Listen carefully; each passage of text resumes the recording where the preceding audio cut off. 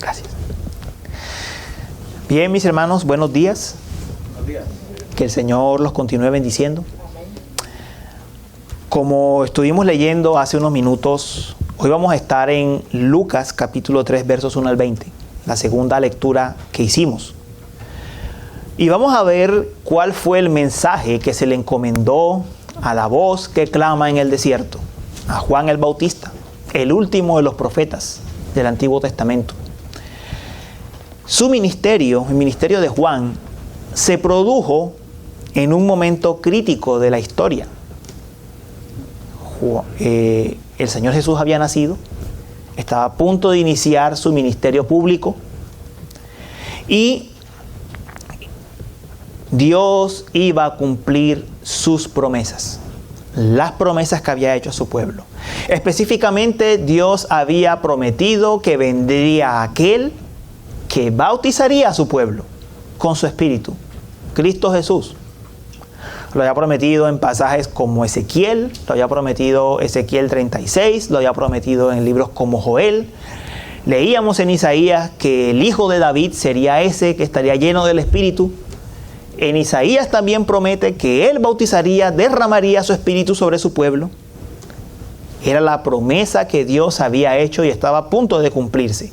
Y Juan entonces venía como un heraldo a preparar el camino para la venida de Cristo, llamando a Israel al arrepentimiento, preparando sus corazones para la llegada del Redentor. Como vamos a ver, el mensaje de Juan no era un llamado a sumar una serie de ritos religiosos a nuestra vida. El llamado de Juan no era un llamado a añadir algunas obras buenas que nos hacían falta. El llamado de Juan era un cambio radical, en la vida de aquellos que lo escucharon. Nuestro sermón se titula Preparados para el Redentor Prometido y va a tener 4 puntos. El primero, la preparación de la historia. El segundo, la preparación del arrepentimiento. El tercero, la preparación del bautismo de Cristo. Y el cuarto, la preparación para el costo de la verdad. Si hay algo que enfatiza este pasaje es la palabra preparación. Preparación. Hagamos una corta oración por el mensaje de hoy. Señor, te pedimos justo lo que vamos a decir hoy, Señor. Tú eres el dador de tu espíritu. Tú eres el dador de vida. Solo tú puedes aplicar la palabra, Señor, a cada persona. Ayúdame a mí, Señor, en la predicación de este pasaje. Ayuda a mis hermanos, Señor, a entenderlo, a guardarlo en sus corazones. Te pedimos, Señor, tu ayuda, tu socorro. Socórrenos en esta hora. Quita toda interrupción, Señor. Quita cualquier cosa, Señor, que pueda distraer nuestros pensamientos. Y ayúdanos a concentrarnos en lo que tu palabra dice. Te lo rogamos, Señor. Amén. Bien, mis hermanos, en los primeros versículos, Lucas da un contexto histórico.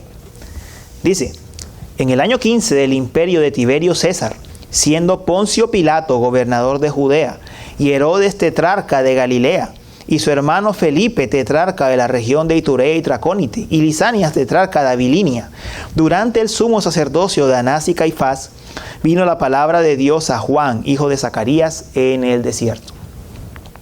Bueno, ¿por qué Juan da tantos detalles tan específicos? Judea se dividía en un reino de 4 partes.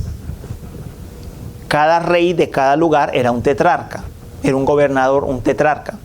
Por eso es que el pasaje especifica a los 4 tetrarcas. ¿Por qué eso es importante? Porque está diciendo en el momento en que esos 4 estaban reinando al mismo tiempo. Está tratando de marcar cuál es el año específico. Y además está diciendo quién era el emperador romano de ese momento. Es decir, lo que Lucas, el evangelista, quiere hacer es decirnos en el momento específico de la historia humana en que Juan el Bautista es enviado para anteceder a Jesús. Eso es lo que él está haciendo. Si hay algo que quiere enfatizar aquí el evangelista Lucas, es que la historia humana está en control del Señor. Él tiene el control de lo que sucede. En medio de la historia ordinaria, Dios está desarrollando su plan redentor. Pero dice más. Nos dice específicamente qué estaba cumpliendo Dios en ese momento. Dicen los versículos 3 al 6. Y Juan fue por toda la región alrededor del Jordán, predicando un bautismo de arrepentimiento para el perdón de los pecados, como está escrito en el libro de las palabras del profeta Isaías. Voz del que clama en el desierto, preparen el camino del Señor, hagan derechas sus sendas. Todo valle será rellenado, y todo monte y collado rebajado. Lo torcido será recto, y las sendas ásperas se volverán caminos llanos, y toda carne verá la salvación de nuestro Dios. Lucas ahora nos está diciendo qué venía a hacer Juan, específicamente. Nos está diciendo que Juan vendría como un heraldo delante de un rey. En el tiempo antiguo, cuando un rey visitaba un lugar, alguien tenía que ir delante del rey para que el camino fuese preparado, de manera que el rey no encontrara obstáculos para llegar donde quería ir. Esa es la labor que está haciendo aquí Juan el Bautista. Él está preparando el camino para la venida del Señor, para que el Señor Jesús ejerza su ministerio. Ahora, ¿cuál es la preparación que estaba llevando a cabo Juan? El texto dice, predicando un bautismo de arrepentimiento para el perdón de los pecados, como está escrito en las palabras del profeta Isaías. Es decir, la preparación que Juan estaba haciendo del camino era el mensaje y la señal que Juan traía. El mensaje de arrepentimiento y la señal del bautismo de arrepentimiento. Esa era la forma en que estaba preparándole el camino a Jesús. Esto nos ayuda a entender entonces cuál es el sentido del pasaje de Isaías que se está citando. Porque el pasaje de Isaías nos está diciendo que tenían que ser removidas las montañas, que tenía que ser allanado el valle para que el Señor pasara. Pero pregunta, ¿a qué desierto se refiere? ¿A qué montaña se refiere? ¿Y a qué valle se está refiriendo Isaías? A los corazones de la gente. Eso es lo que Juan el Bautista venía a preparar. Los corazones de la gente. Esa era su labor. Esa era su misión. Está diciendo el texto que la condición de Israel era como un desierto espiritual sin vida. Y que tenía Juan que preparar el camino para que Cristo ejerciera su ministerio. La preparación era el arrepentimiento. Esa era la preparación.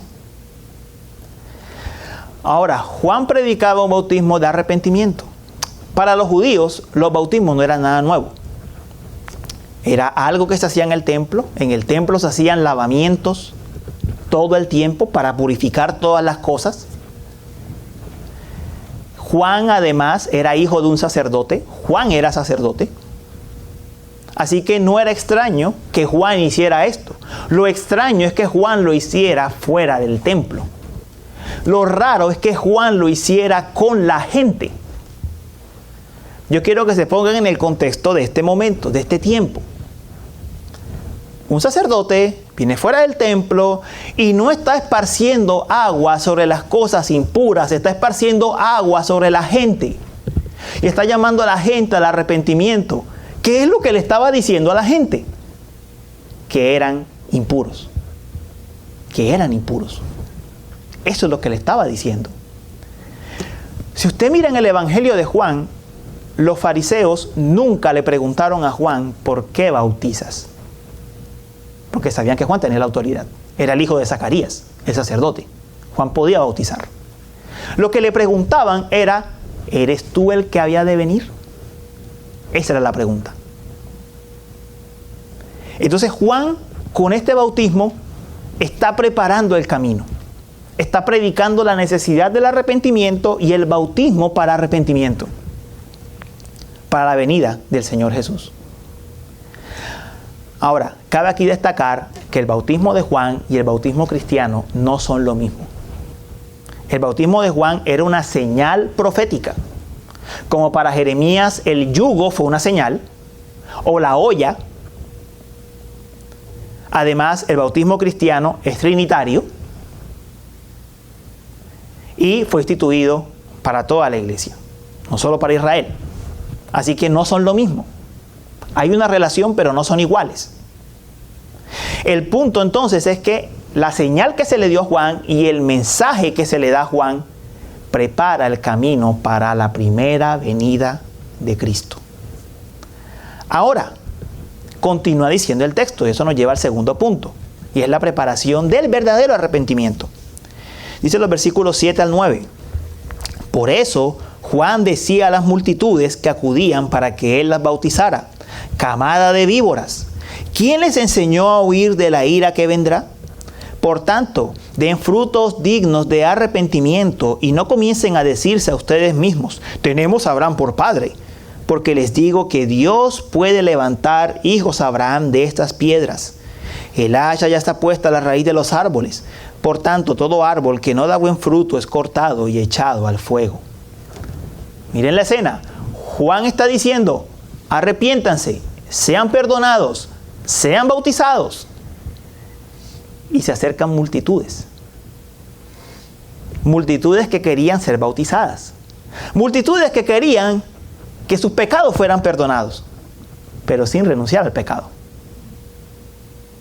Entonces, estas multitudes estaban confiando en que eran hijos de Abraham, como dice el texto. Estaban confiando en que como Abraham era su padre según la sangre, entonces ellos lo único que necesitaban era hacer un rito más, este rito que ahora traía este profeta llamado Juan, para terminar de estar bien con Dios.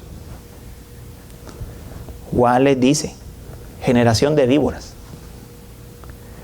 Yo le pregunto, este es un insulto, una reprensión grande. La serpiente antigua es Satanás. Al decirle generación de víboras, le estaba diciendo hijos del maligno, básicamente.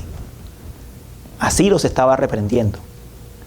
Hijos del maligno, ¿quién les enseñó a huir de la ira venidera? En otras palabras, ¿quién les dijo que esa es la manera de huir del juicio? Esa no es la manera.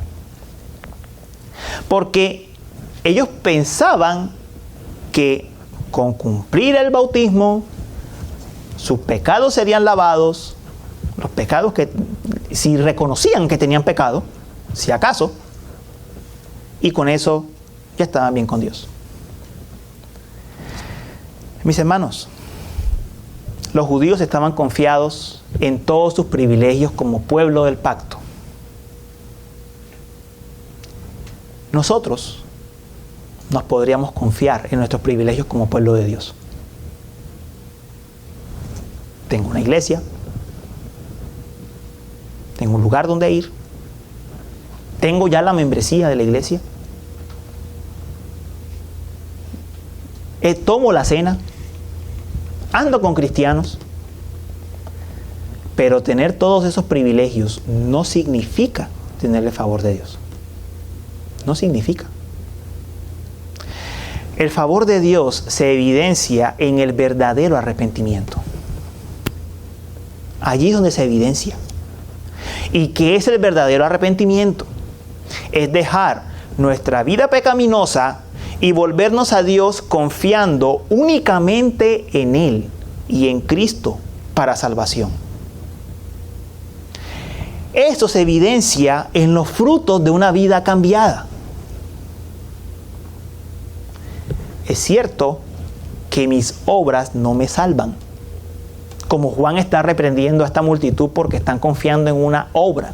Sí, mis obras no me salvan, pero mis obras sí dan evidencia. Cuando vienen de un verdadero arrepentimiento, dan evidencia de lo que ha pasado en mí.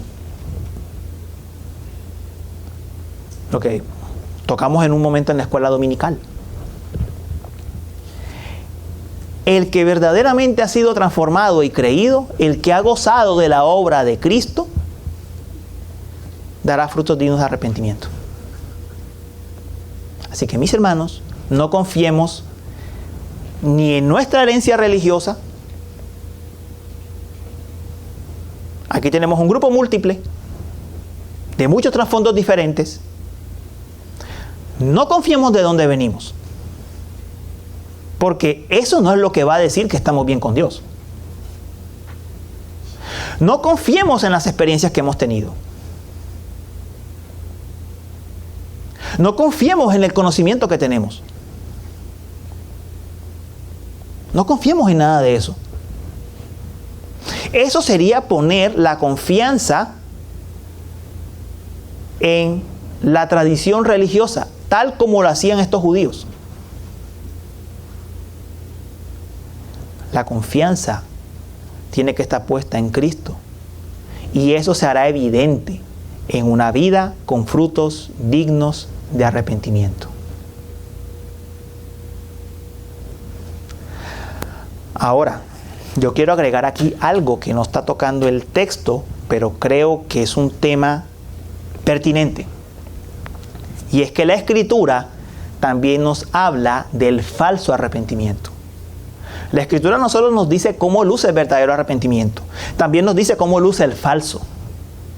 Y les pido que por favor me acompañen a 2 Corintios 7, versos 8 al 9. Dice la palabra del Señor: porque si bien les causé tristeza con mi carta, no me pesa. Juan había enviado una carta anterior a los Corintios para reprenderlos por algo que habían hecho. Aun cuando me pesó, pues veo que esa carta les causó tristeza, aunque solo por poco tiempo. Pero ahora me regocijo, no de que fueron entristecidos, sino de que fueron entristecidos para arrepentimiento, porque fueron entristecidos conforme a la voluntad de Dios, para que no sufrieran pérdida alguna de parte nuestra. Es decir, aquí Pablo está alegre de lo que ha pasado en la iglesia de Corinto, porque él había enviado una carta, y en esa carta él los había reprendido por algo que habían hecho. Y dice que se alegra porque ellos se entristecieron, pero no con una tristeza según el mundo, sino con una tristeza de arrepentimiento. ¿Cuál es esa tristeza que es conforme a la voluntad de Dios? Dice el verso siguiente, estén allí. Porque la tristeza que es conforme a la voluntad de Dios produce un arrepentimiento que conduce a la salvación, sin dejar pesar. Pero la tristeza del mundo produce muerte. Es decir, la tristeza que viene con el arrepentimiento no solamente trae un pesar por el pecado, sino que trae cambio que es evidencia de salvación. Y vean cómo dice el verso siguiente, el 11. Porque miren, ¿qué solicitud ha producido esto en ustedes? Esta tristeza piadosa. ¿Qué vindicación de ustedes mismos? ¿Qué indignación? ¿Qué temor? ¿Qué gran afecto? ¿Qué celo? ¿Qué castigo del mal? Es decir, en los Corintios hubo un cambio. Hubo un cambio notable. Esa es la tristeza que viene con el arrepentimiento. No es remordimiento por lo que hemos hecho. Muchas personas tienen remordimiento y no necesariamente cambian. La tristeza que es según Dios, la tristeza que viene con el arrepentimiento produce cambio, porque la palabra arrepentimiento, metanoia, significa precisamente eso, un cambio de mente, un cambio de dirección. Iba por este camino, ahora voy por este. Ese es el arrepentimiento según Dios. Esa es la transformación que produce el Espíritu Santo. Esa es la transformación que el Espíritu Santo produce. Por eso el arrepentimiento no se puede forzar. Porque es algo que no lo podemos producir nosotros. No se puede forzar. Es una obra que viene por la convicción del Espíritu aplicando la palabra.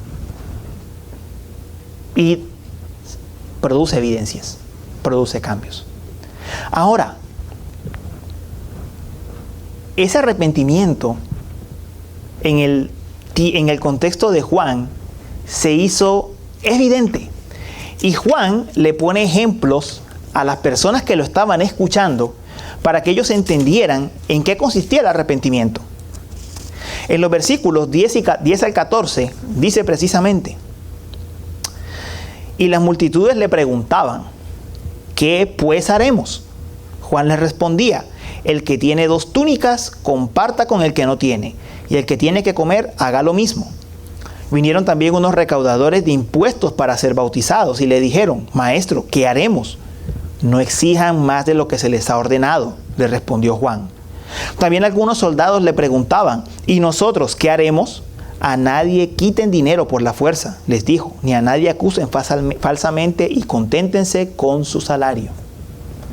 Las multitudes entienden el mensaje y le dicen: ¿qué haremos?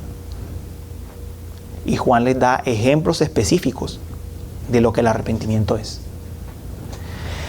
Las multitudes parece que eran muy inclinadas a la avaricia, a acumular cosas. Juan les dice: cuidado con la avaricia. Tienes algo que no necesitas, dáselo al que no tiene. Estaban los recaudadores de impuestos, que amaban colocar impuestos más altos para quedarse con la diferencia. A los recaudadores de impuestos les dice: no le quiten el dinero a la gente. Dejen de extorsionar, dejen de robar a la gente, básicamente. Ese era su pecado, el arrepentimiento era ese. Y los soldados extorsionaban a los ricos. Les cuento lo que pasaba en ese tiempo. Ellos denunciaban a los ricos con cosas falsas para sacarles a los ricos dinero. Eso hacían los soldados en aquel tiempo. A los soldados les dice: no extorsionen, conténtense con su salario. Noten que Juan los llama a examinarse con lo que ellos hacían. Y les dice: tú hacías esto, el arrepentimiento para ti significaría esto. Tú hacías esto, el arrepentimiento para ti significa esto. Hermanos, aunque la fe es una obra del Espíritu, el arrepentimiento es una obra del Espíritu, da evidencias tangibles, prácticas. Recuerden a Zaqueo, se encuentra con Jesús. Jesús le dice: hoy comeré en tu casa. Y le dice: la salvación ha llegado a tu casa. Zaqueo dice: no extorsionaré más, y a todo el que le robé le daré 4 veces más lo que le quité. El arrepentimiento produce frutos visibles y prácticos en la vida. La pregunta es: ¿hay fruto en nuestras vidas que evidencian el arrepentimiento genuino? Si usted ya es creyente, le cambio la pregunta. ¿Hay áreas en su vida que están mostrando que necesita arrepentirse de ciertas cosas que ha dejado allí? ¿Pecados que está consintiendo? Esa es la pregunta a la que nos llama el texto. Porque el arrepentimiento no es añadir, lo veíamos al principio, un rito a lo que vengo haciendo. No es añadir una buena obra a lo que vengo haciendo. El arrepentimiento implica cambio. Implica un cambio. La pregunta es a nosotros mismos: ¿en qué áreas necesito yo arrepentirme? Es una pregunta personal. Así como Juan lo hizo personal, nosotros lo tenemos que hacer personal. Ahora, noten aquí algo también. En esta multitud, Juan llama a muchos generación de víboras. Y sin embargo, les muestra el camino al arrepentimiento. Tenemos que recordar que ese es el mensaje del Evangelio. El mensaje del Evangelio no solo nos dice lo duro de nuestra condición, también nos dice cuál es la salida que hay en Cristo Jesús. También nos dice la salida que hay en Cristo. Así que nosotros tenemos que abrazar el Evangelio completo. Sí, hay cosas de las que debemos arrepentirnos. Pero sí, en Cristo hay provisión. En Cristo hay provisión. Salvación en Él. Vamos brevemente al siguiente punto. Versos 15 al 16. Como el pueblo estaba a la expectativa y todos se preguntaban en sus corazones acerca de Juan, si no sería él el Cristo, Juan les habló a todos: yo los bautizo con agua, pero viene uno que es más poderoso que yo, a quien no soy digno de desatar la correa de sus sandalias. Él los bautizará con el Espíritu Santo y fuego.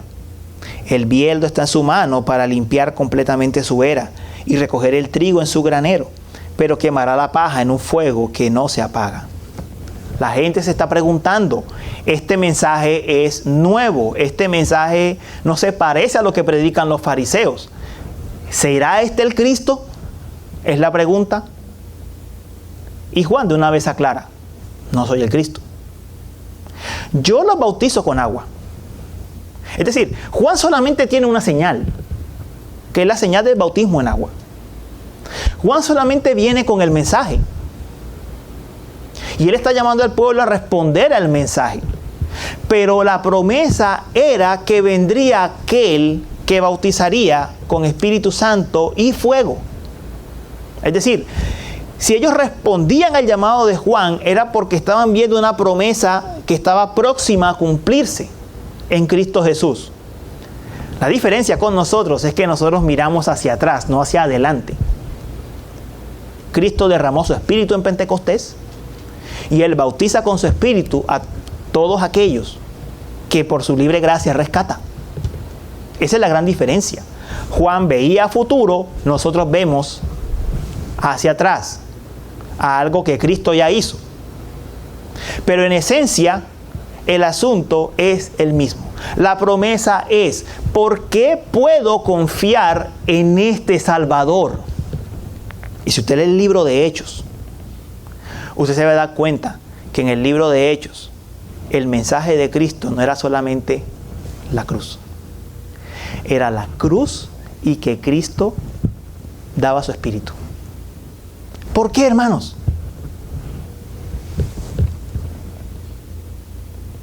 Porque nosotros necesitamos el Espíritu de Cristo. Por eso. La cruz es gloriosa, hermanos. Increíblemente gloriosa. Pero nosotros en esta vida necesitamos provisión para andar en este mundo. Necesitamos al Consolador. Los discípulos, recuerden esa noche en Juan, en el Evangelio de Juan, los discípulos estaban tristes. Te vas, maestro. Yo me voy. Pero viene otro Consolador. Él ya era un consolador para ellos. Pero viene el otro Consolador que va a estar con ustedes. Eso es lo que le está diciendo Juan a su generación. Miren, vengan y crean en este mensaje. Vengan y acepten esta señal de bautismo para arrepentimiento, porque está próximo a venir aquel que viene con el Espíritu sin medida, para darle su Espíritu. La promesa está próxima a cumplirse. Vengan. Lo mismo podemos decirle nosotros a la gente hoy. La gente generalmente choca con dos cosas con el Evangelio. O le ofende el hecho de que la Biblia lo llame pecador, o si supera ese obstáculo, le choca el hecho de que la Biblia nos llame a cierta conducta. Sí, la Biblia nos llama a cierta conducta, a una manera de vivir. Pero la Biblia dice que no estamos solos en esta lucha. No estamos solos. Porque Cristo Jesús nos ha dado su Espíritu que vive en nosotros. No estamos solos. Es la promesa que Juan le recuerda a su generación. Viene aquel que los bautizaría con Espíritu Santo y fuego. Y hay dos interpretaciones sobre eso. Una es que el Espíritu Santo actúa como fuego, quemando todo lo impuro que hay adentro. La otra promesa es que el fuego aquí se refiere a fuego del juicio. Yo me inclino más por la primera. Yo me inclino más por la labor que hace el Espíritu santificando. Quema todo lo impuro que hay dentro, porque esa es su labor, esa es su obra. Él está diciendo a su generación, viene el Espíritu, como fue prometido en Ezequiel, como fue prometido en Joel, como fue prometido en Isaías, como fue prometido en el mismo Deuteronomio, de que nuestros corazones serían circuncidados. Viene el Espíritu a morar en su pueblo. Confíen y crean en la promesa. Confíen y crean en la promesa. La pregunta para mis hermanos no es si necesitamos el bautismo del Espíritu, porque si usted ha creído, usted tiene el Espíritu morando en usted. La razón por la que usted cree es porque el Espíritu vive en usted. La pregunta vendría siendo, en nuestro andar cristiano, ¿estamos andando de acuerdo al poder del Espíritu que vive en nosotros? Esa es la pregunta. ¿Vivimos en el poder del Espíritu o contristamos al Espíritu? ¿O estamos peleando contra el Espíritu que ya vive en nosotros? Y para aquel que no ha creído, aquí hay esperanza. Porque esta es la promesa. La promesa es, al poner tu confianza en Cristo Jesús, al Señor hacer esta obra en ti, pone su Espíritu en ti. Esa es la promesa que Él da. Esa es la promesa que Él da. Así que, grande es la provisión que el Señor tiene para quienes vienen a Él. Grande es la provisión que Él tiene. A veces cuando se lee este pasaje se ve solamente como Juan está condenando, pero Juan aquí está hablando de la esperanza que hay en el Espíritu de Cristo. Pero también nos dice que hay otro camino, que solo hay dos caminos. O eres de Cristo, su Espíritu vive en ti, o te tienes que enfrentar con Él en el día del juicio. Que es lo que dice después.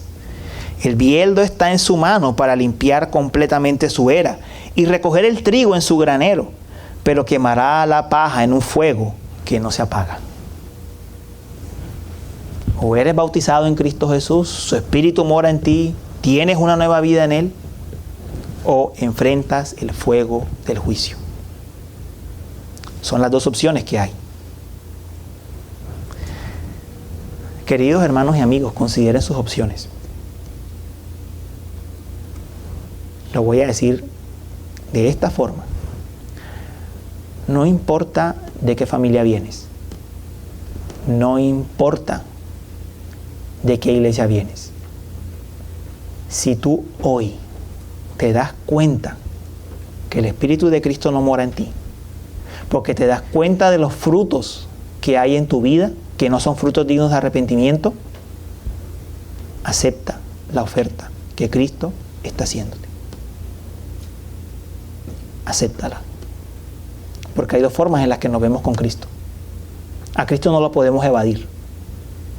O nos lo encontramos ahora para salvación, o nos lo encontramos al final de nuestra vida para condenación.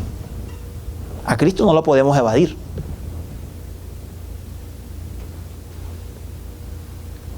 Uno en esta vida se puede distraer con lo que sea. Con la música, con el videojuego, con las películas. Uno se puede distraer con lo que sea. Vivir distraído con lo que sea. Pero el hecho de que uno se distraiga no significa que la realidad no está ahí. Yo le pongo este ejemplo. Usted toma un examen. Le ponen un examen. Tiene 1 hora para resolver el examen.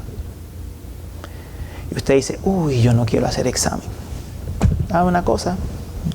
Yo voy a sacar, no sé, el celular y voy a ponerme a jugar con el celular. Este ejemplo se lo pongo a mis estudiantes, de hecho. Usted puede perder la hora del examen jugando con el celular si quiere. Pero eso no va a quitar el hecho de que usted al final de la hora va a tener que entregar el examen. Y si no resolvió nada, le va mal. Lo siento. Lo siento. Así es el asunto. Usted se puede distraer con muchísimas cosas, pero al final va a tener que enfrentar la realidad. Entonces es mejor verse con Cristo ahora y no verse con Él más adelante. Ahora, en arrepentimiento y fe, con la promesa de su Espíritu viviendo en nosotros, haciendo muchos cambios en nuestra vida, o enfrentar al juez con el bieldo en la mano, separando el trigo de la cizaña.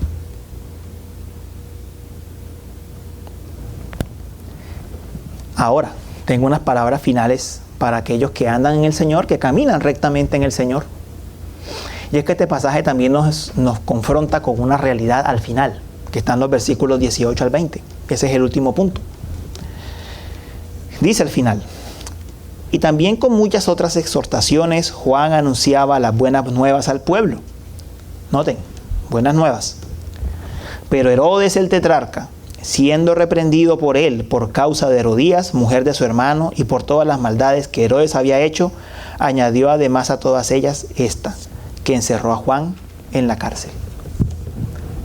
Juan siguió predicando, siguió dando fielmente su mensaje. Personas vinieron a Jesús. Si usted lee el Evangelio de Juan, va a encontrar que algunos de los discípulos de Juan el Bautista se fueron con Jesús. Así que el ministerio de Juan sí rindió frutos, dio unos frutos. Personas escucharon y creyeron. Pero también estaban aquellos que no les gustaba el mensaje. Y Juan tuvo que terminar siendo encarcelado y decapitado por decir la verdad. Este es un mensaje para mis hermanos queridos. La verdad cuesta. La verdad trae consecuencias. Hay personas a las que no les va a gustar. Y tal vez no vamos a enfrentar lo que enfrentó Juan el Bautista. Tal vez ese no es el destino de nosotros. No es el final de nosotros. Pero sí tendremos que enfrentar problemas. El Señor Jesús dijo que Él traería división en la casa. Que los hijos estarían contra los padres contra los hijos, las nueras contra su suegra, las suegras contra las nueras. El Evangelio trae división. La trae. Es algo que tendremos que enfrentar. La pregunta es, ¿estamos dispuestos a defender la verdad, aunque cueste? Esa es la pregunta. Aunque cueste. ¿Estaremos dispuestos a decir la verdad, aunque nos traiga el rechazo de la gente? La buena noticia que le puedo dar, si es de consuelo, creo que sí, es que no todos los que rechazan siguen rechazando toda la vida. Muchos se convierten. Si no recuerda Pablo de Tarso. Muchos rechazan y luego vienen y creen. Así que, mis hermanos, yo ruego que por el Espíritu que vive en ustedes, proclamen la verdad en amor. Así nos cueste amistades, relaciones, proclamen la verdad que se nos ha dado en amor. Este mensaje nos lleva entonces a reflexionar. ¿Están marcadas nuestras vidas con arrepentimiento y fe genuinos? ¿Estamos dispuestos a asumir el costo de la verdad, del Evangelio?